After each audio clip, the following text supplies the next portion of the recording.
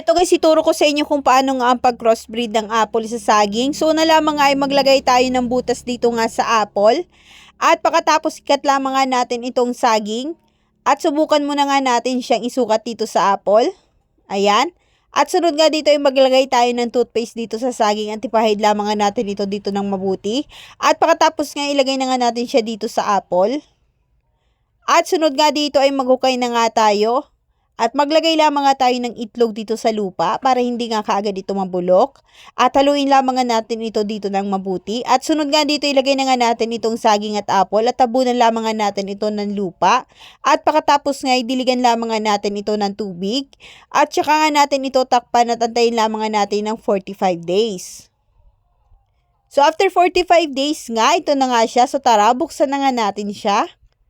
At ayan nga, diba? So tumubo na nga siya at nagkaroon na nga siya ng dahon.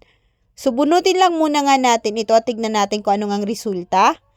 At ayan nga, diba? Nagkaroon na nga din siya ng ugat. So pwede na nga natin itong ilipat ng lupa o kaya naman nga i-transplant.